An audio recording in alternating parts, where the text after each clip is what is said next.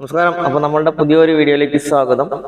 ഇപ്പൊ നമ്മൾ പോകുന്നത് ഒരു ഓയിൽ പ്ലാന്റിലേക്കാണ്. ഓട്ടോമൊബൈൽ ലൂബ്രിക്കറ്റ്സിന്റെ ഒരു പ്ലാന്റിലേക്കാണ്. അതിന്റെ പ്രവർത്തനങ്ങളൊക്കെ എങ്ങനെയൊക്കെയാണ് എന്നുള്ള കാര്യങ്ങളാണ് നമ്മൾ ഇന്നത്തെ വീഡിയോയിൽ കാണിക്കാൻ പോകുന്നത്. അപ്പോൾ നിങ്ങൾ ആദ്യമായിട്ട് കാണുന്നത് സബ്സ്ക്രൈബ് ചെയ്യുക, ലൈക്ക് ചെയ്യുക, ഷെയർ ചെയ്ത് എല്ലാവരിലേക്കും എത്തിക്കുക.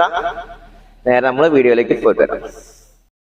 നമ്മൾ ഈ ബേസ് ഓയിൽ എന്ന് പറഞ്ഞ ബേസ് ഓയിൽ അഡിറ്റീവ്സ് എല്ലാം കൂടി ഇതിനകത്ത് ഈ ടാങ്കിനകത്ത് മിക്സ് ചെയ്യും. അതുപോലെ തന്നെ അത് കഴിഞ്ഞ് കഴിഞ്ഞാൽ നമ്മൾ മോട്ടർ വെച്ചിട്ട് നമ്മൾ ഈ മുകളിലുള്ള ടാങ്കിലേക്ക് നമ്മൾ അടിച്ച് കയറ്റുകയാണ് ചെയ്യുന്നത്. ഇത് കഴിഞ്ഞാൽ 2 മണിക്കൂറോളം ഈ ടാങ്കിനകത്ത് നമ്മൾ ബ്ലെൻഡിങ് പ്രോസസ്സാണ് നടക്കുന്നത്.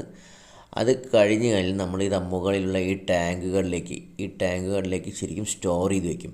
ഇത് ഓരോ അഡിറ്റീവ് നമ്മളുടെ ഏത് ഗ്രേഡാണ് വേണ്ടത് നമ്മൾ മേക്ക് ചെയ്യേണ്ടത് അതിനനുസരിച്ചിട്ടാണ് നമ്മൾ ഇട്ട് കൊടുക്കുന്നത്.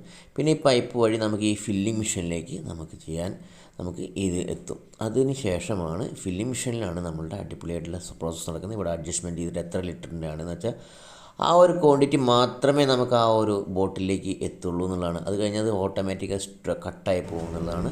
നമുക്ക് എന്താണോ ഇത് ഒഴിക്കുന്നത് കണ്ടിട്ടില്ല, അതുപോലെ കറക്റ്റായിട്ട് കട്ടായിട്ട് പോകും.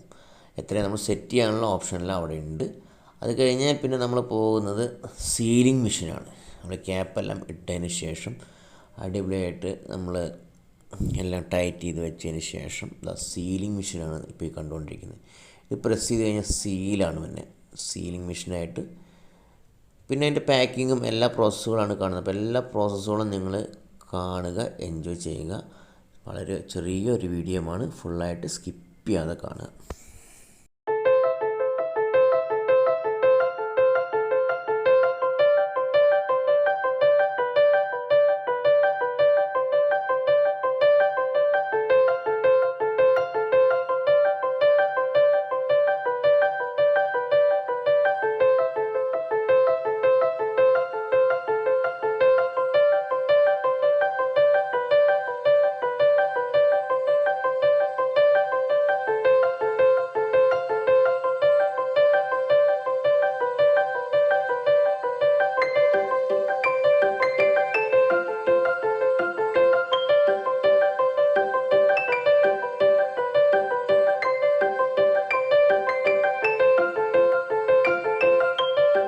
ഇതൊക്കെയാണ് ഇവിടുത്തെ കാഴ്ചകൾ. അപ്പോൾ ഇത് കാഴ്ചകൾ അവസാനിച്ചു. അപ്പോൾ നിങ്ങൾ എല്ലാവരും കാണേണ്ട ഒരു കാഴ്ചയാണ്, സ്കിപ്പ് ചെയ്യാതെ കാണാം.